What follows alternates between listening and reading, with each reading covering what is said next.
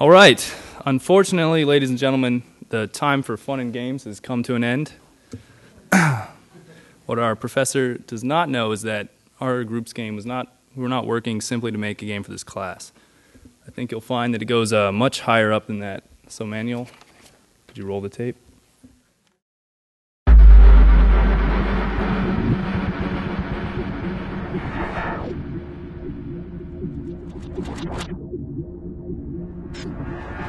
Welcome to the Department of Defense New Technologies Development and Testing Zone. Congratulations, citizen. You have been selected to participate in our newest initiative.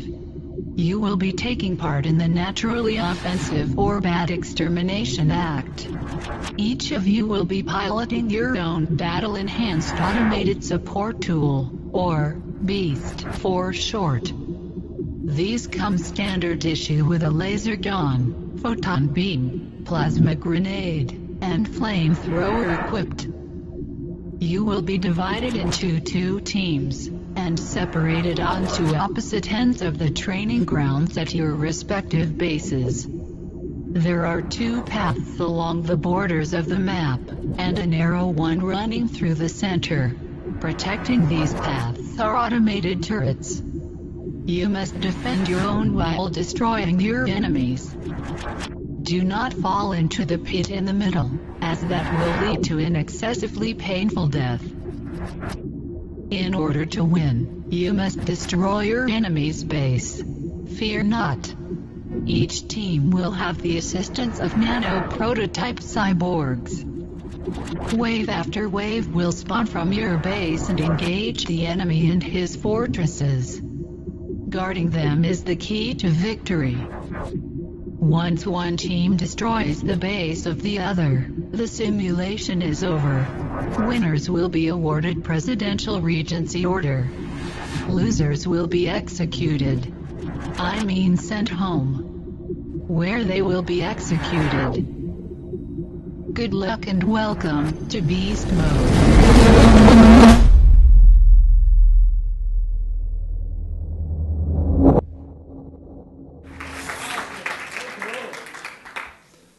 So 100 years ago, combat is what separated men from boys. However, in a day and age with unmanned aircraft and Predator drone missiles, the only thing that matters is whether you're a noob or a pro. So with that said, could we have two volunteers from the audience come up and play? One over there. Nobody else thinks they're a pro?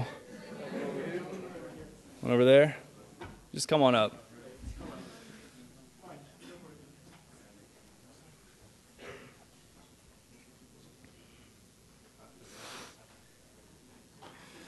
While we're getting ready, I'm going to introduce the team. Jason Obenberger was our lead programmer in charge of everything from graphics to gameplay. Daniel Price set up the network, sound, and AI. Manuel Navarro made the game functional with his HUD and particle effects. Corey Smith developed the complex terrain generator and collision detection to go along with it. Igor Terzic assisted with map design, AI, and sound. And I'm Doug Macklin. I'm the art director in charge of the models, animation, and the short intro video you just saw. So in a moment here, we're going to get started. Just getting the server up.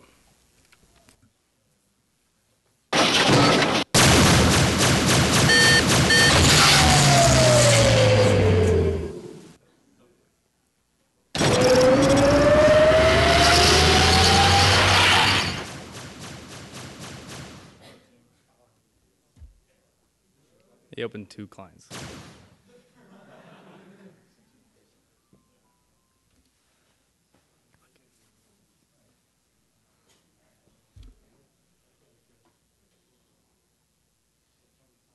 For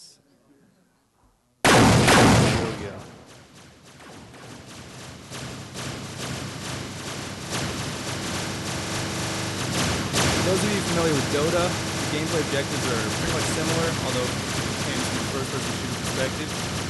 There are two teams who spawn at their respective base, marked by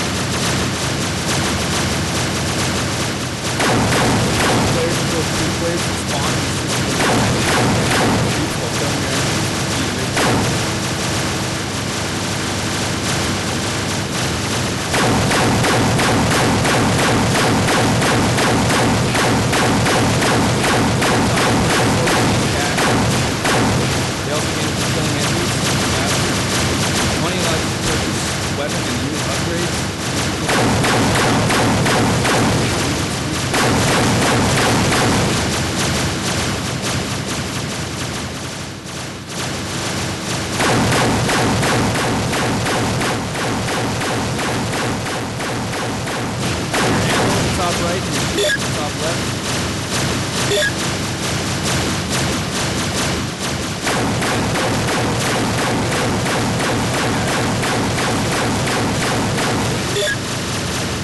Their base strength.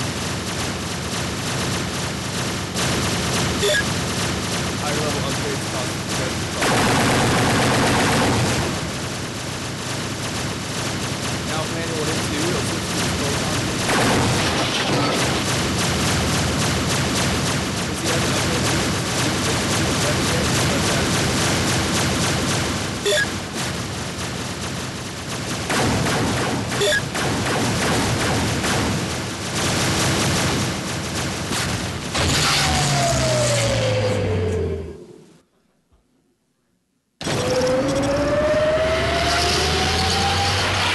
Manuel hits 3, he'll switch to plasma grenades.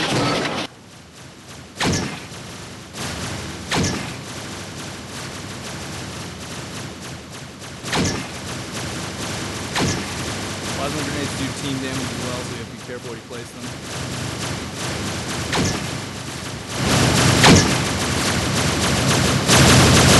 Of course, to get more to plasma grenades, you hit 2 and switch to bomb-on grenades.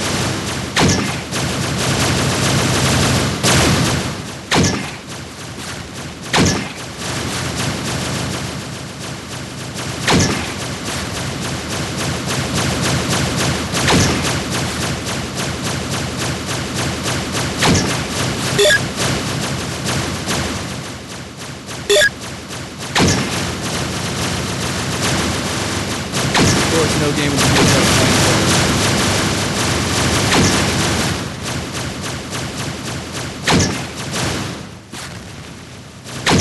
Manuel wants to switch to the flamethrower.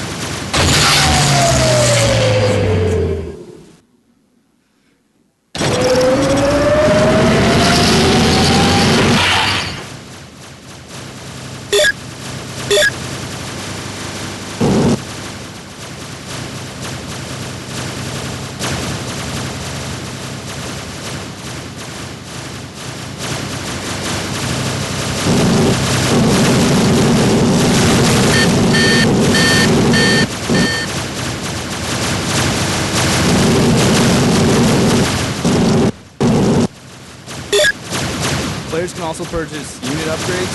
These are things that will help the player, such as increased speed, health, trying to get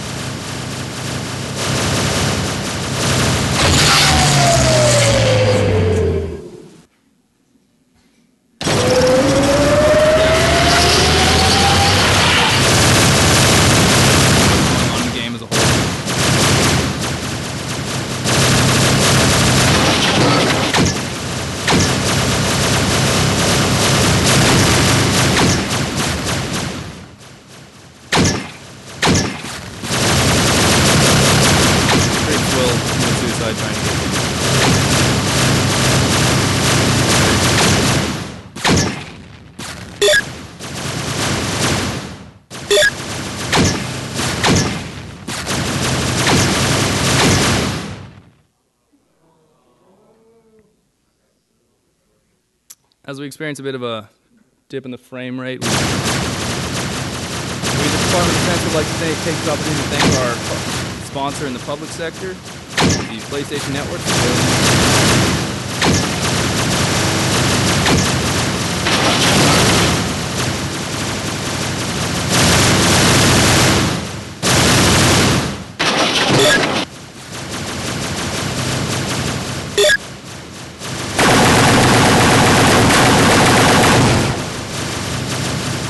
Manuel holds up tab, you can see his score. Appropriately named.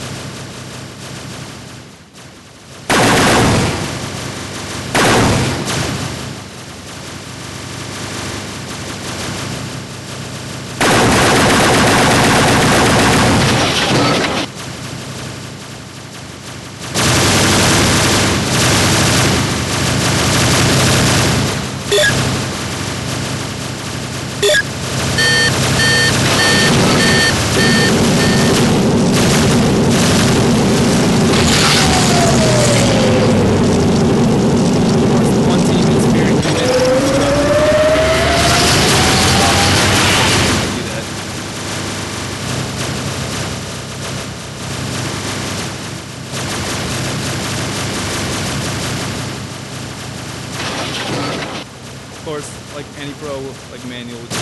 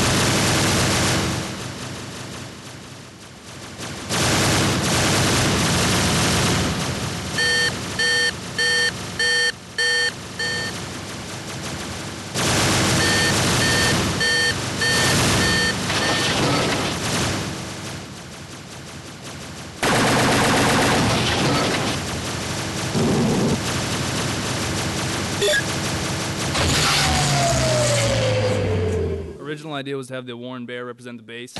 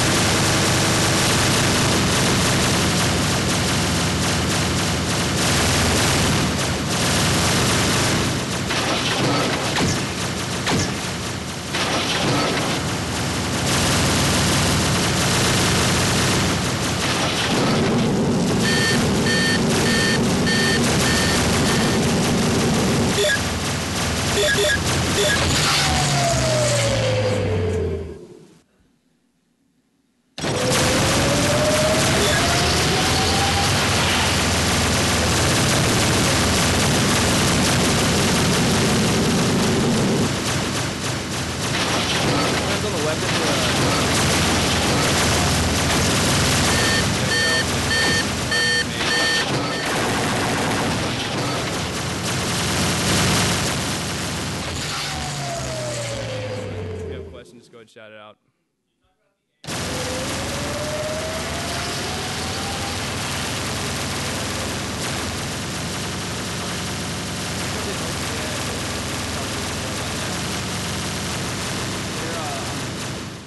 We implemented pathfinding for our original map.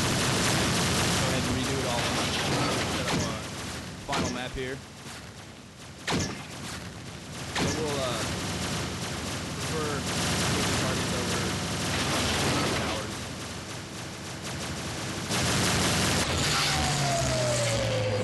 Jason, can talk about the AI? The sound just quit. Purple won. Oh, they won. Okay, sweet. Well, for the AI at least, each of the creeps are in groups of like 5, as you can tell. They're like squads of 5 as they go across the map. And basically, the moment one of the squad finds an enemy to shoot, it just tells all of its partners to go follow that guy and shoot that guy until either he's too far away or he's dead. And then they either go to the next waypoint or attack someone else. So that's pretty much the AI. Any other questions?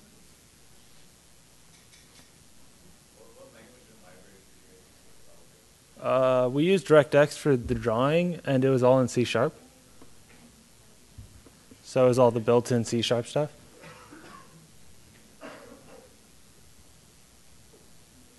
Anything else?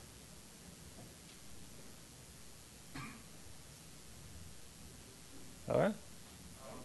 Oh, yeah, sorry. What? Yeah.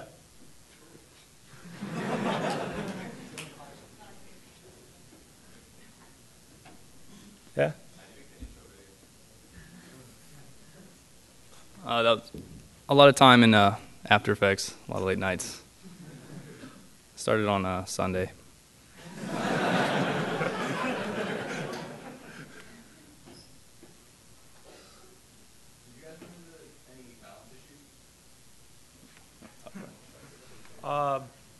Balance as in weaponry, or yes, well, kind of. It's not completely balanced even now, but before it was hard just to balance it such that the grenade launcher doesn't just kill everything. So, and it was hard to figure out how much health to give the towers, because you can theoretically snipe them from across the map with your laser or your photon beam. So you had to weigh and judge all of those things, but it was just experiment, pretty much. Yeah? Could you talk about any of the advantages that C# how long you take to get Okay, C# was our saving grace, except for there were probably 2 or 3 bugs due to C# because the DirectX library is, for the most part, unmanaged while C# is managed. So there's some conflicting things that you would expect to happen that didn't. So you have to dispose of certain objects yourself. But C# itself is extremely readable. So if I were to write a piece of code, most of my teammates would be able to look at that code and read it and understand what it did, as opposed to if I were to do this in C or C++ with a bunch of pointers and totally confusing syntax. So that was our saving grace, I guess. It made things a lot easier and a lot of the built-in functionality.